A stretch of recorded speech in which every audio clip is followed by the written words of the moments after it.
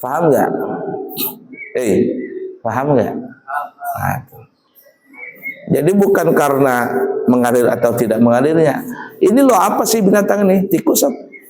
Kalau tikus mengalir darahnya, walaupun kecil nggak mengalir.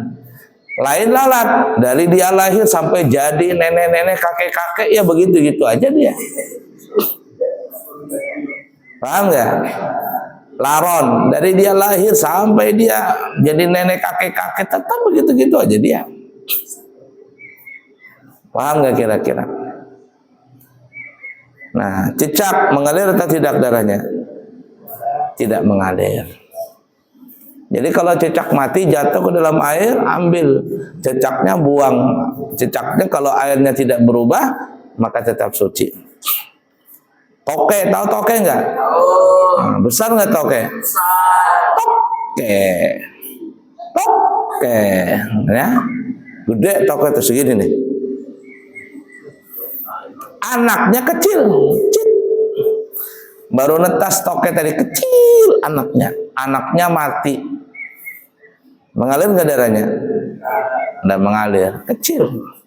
Jatuh ke dalam air, tek, dengan sendirinya, airnya tidak berubah, najis atau tidak? Toke besar, cicak kecil. Kalau cicak berdarah nggak air darahnya? Darah tapi tidak mengalir. Kalau toke besar, kalau luka dia berdarah atau tidak? Mengalir atau tidak? Nah, pernah lihat? Gede toke itu segini nih. Toke, gede toke itu. Mengalir nggak darahnya? Nah, toke pernah lihat? Nah, buaya sejenis cicak.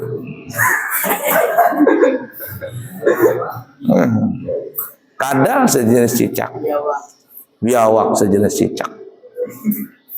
Anak toke, kalau dia besar, toke itu mempunyai darah mengalir.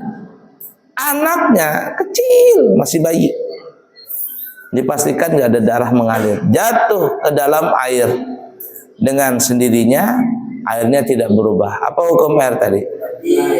Najis atau tidak? Bingung jawabannya sudah. Siapa yang bilang tidak? Siapa yang bilang najis?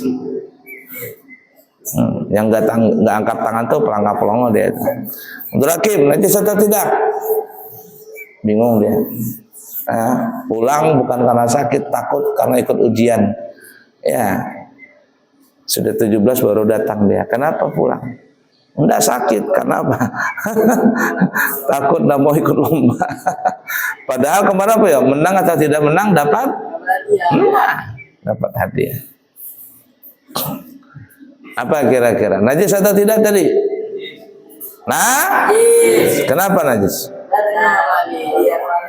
Karena bukan dilihat besar kecilnya. Ya, tetapi kalau namanya toke ya tetap berdarah, walaupun kecil nggak berdarah, tapi kalau dia besar mengalir. Paham kira-kira?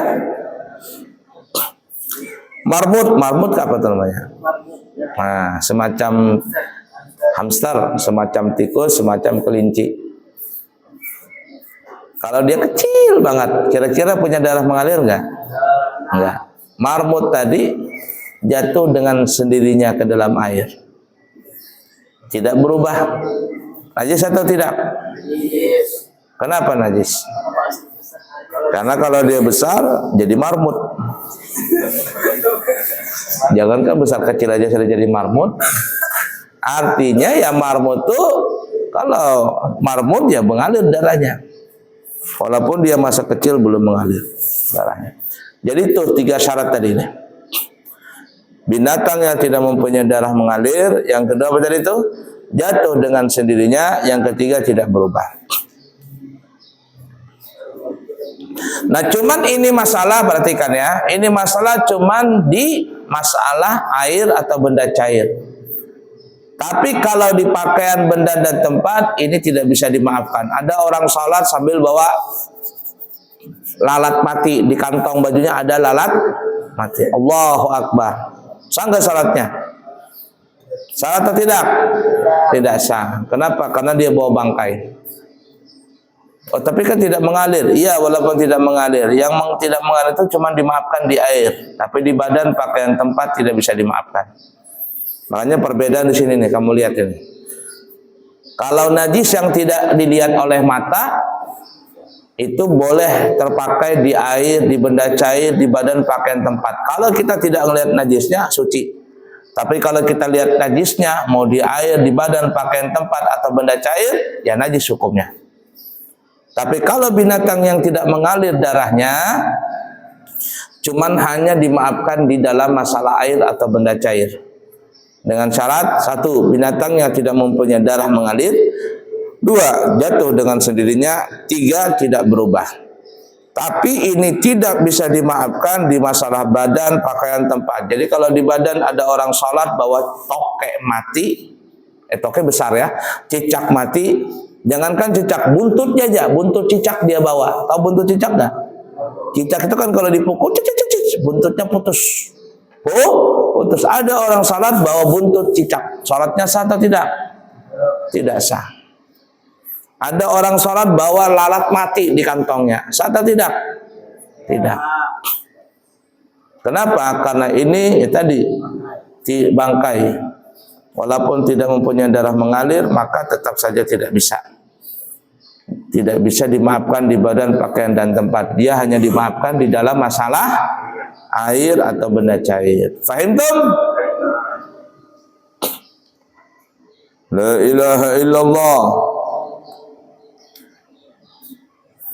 Apalagi itu? Ayah.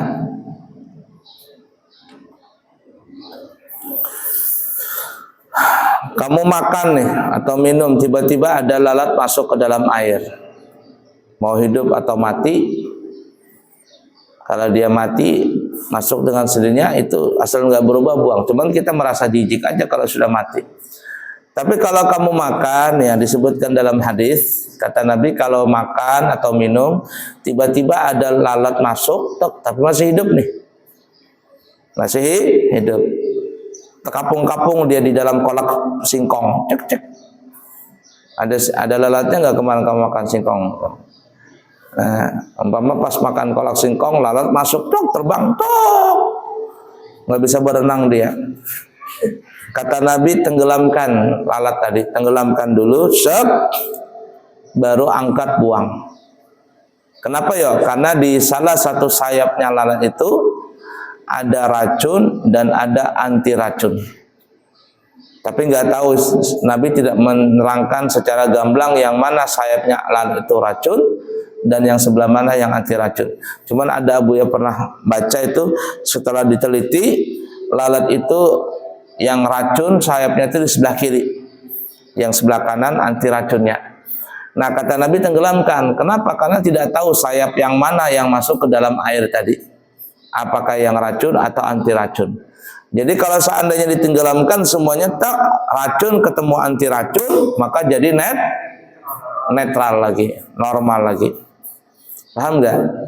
Nah, jadi jangan dibuang makanannya. Ada lalat berenang, sudah tenggelamkan dulu ke dalam kolak singkong tadi, angkat buang, makan singkongnya, kolak singkongnya, hirup sekalian. Asal jangan lalatnya dimakan juga. Jangan kayak film kungfu makan itu, makan, cuk, pakai sumpit makan, cuk. Pernah lihat nggak orang film kungfu?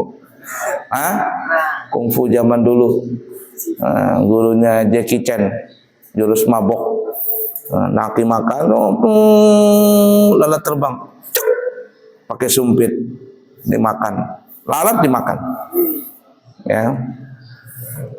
Nggak boleh ya. Fahim tuh?